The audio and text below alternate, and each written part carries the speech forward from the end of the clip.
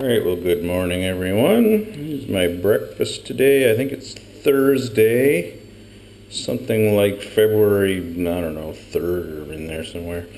I've got some snapper, I've got some fried breadfruit, I've got some fried yam and some fried onion. There's my coffee, sweetened with Dutch Lady sweetened condensed milk. This milk's a bit of an issue here, I guess. These are dishes. There's some yams I got from Frank. They're awesome, they're fresh. Got West Indian pumpkin. Pumpkins are just crazy around here. There's pumpkins everywhere. And we've got our little fruit stash. We've got some mandarin oranges, some passion fruit, and some sapodillo, which are awesome, awesome, awesome. Some limes that we make juice with. And this bag is full of grapefruits. Nice, big, freshly picked grapefruits. An onion, a little bit of this and that. And what do we got over here? This is my little fish stash. My chunk of barracuda, some snapper. Just caught that yesterday. In our fridge, we've got our fresh squeezed lemon juice, some yams, cucumbers, all kinds of crazy stuff. Beer, of course. Now here we are at the bathroom, and this is one of the most, well, annoying things I think about Grenada, but you know, it's kind of a Grenada thing and you get used to it. Cold water, treated, it's all good. Hot water, it just doesn't exist. Hot water does not happen in Grenada. Neither in the shower, it's all cold. So what we have to do is you have to wait for the pipes to warm up outside. They're on the street, exposed to the sun. Usually by 10 or 11 o'clock, you can get some warm water, but it definitely takes a little while to get used to. Okay, well, I'm gonna take my coffee for a walk, and I'll show you what's going down at the property. Careful of this hill; it's slippery. Much more sure-footed now that I've become accustomed to this terrain.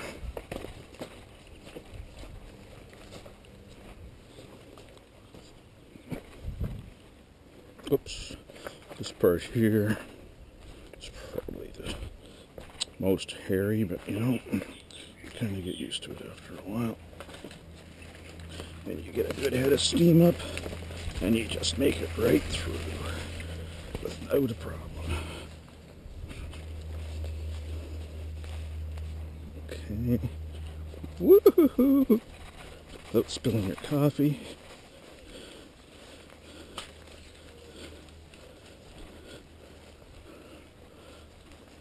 Alright. There's the big pen. Now, Frank has been out here for a day or two. I wasn't able to come out yesterday because I was fishing. So, here's the stake for the boundary of the property. And here we are. We're in it. Right here, more or less, is where the building's going to go. And wow, he did a lot. Cleared out a lot of bush. That way up there goes back to the road. This is Clifton's Uncle Samuel's property. But I've got permission from him. We can do whatever we want here to make a path through to get materials back and forth, no problem. It's only 100 feet to the road. Bit of a hill, but not so bad. And wow, he burned all this. This yesterday was a huge pile. Both of these, all of these were. So this is good. This is very good. So the other boundary to the property is up there, not so far, maybe 12, 15 feet. And yeah, right where this burn is, basically, is where Fran and Jason's hut is going to be.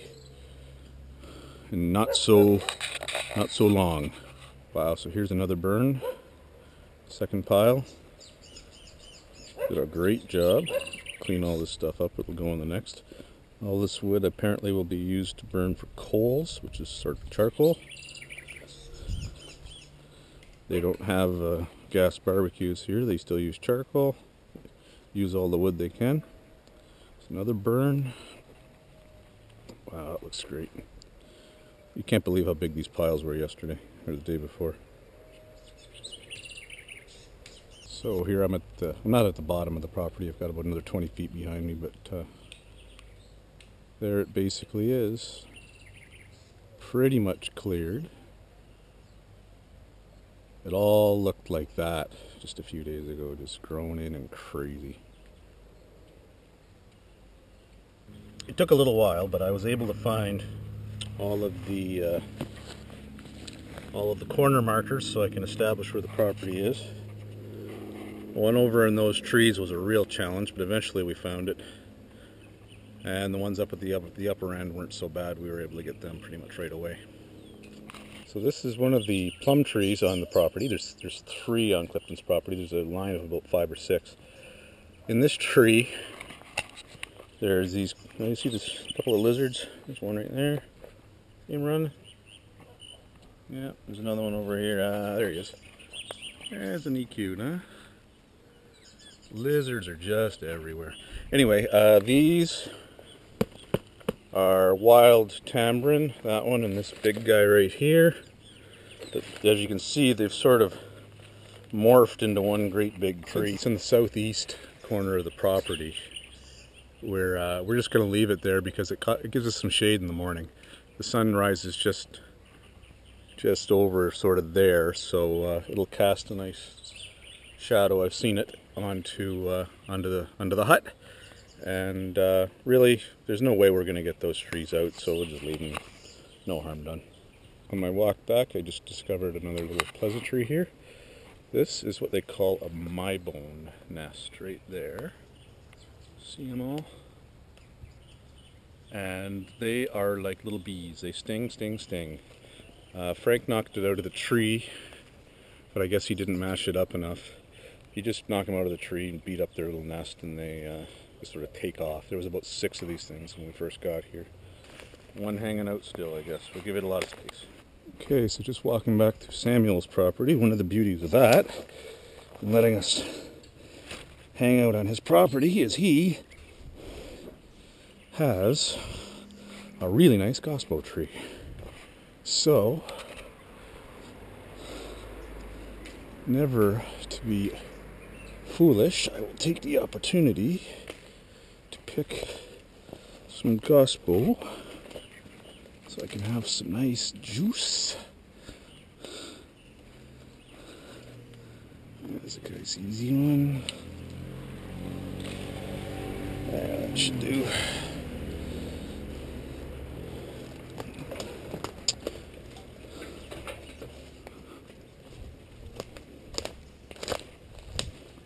Pass back this way.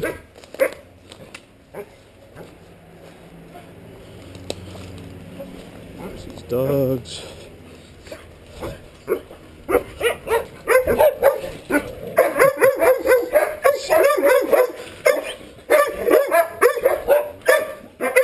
See why I don't pass that way very often. Through Spike's old house, and then we're back to our apartment. Just got to cut across the front here. Oh, hello. Still waiting. Still waiting? For my 8 o'clock. Oh, well, what time is it?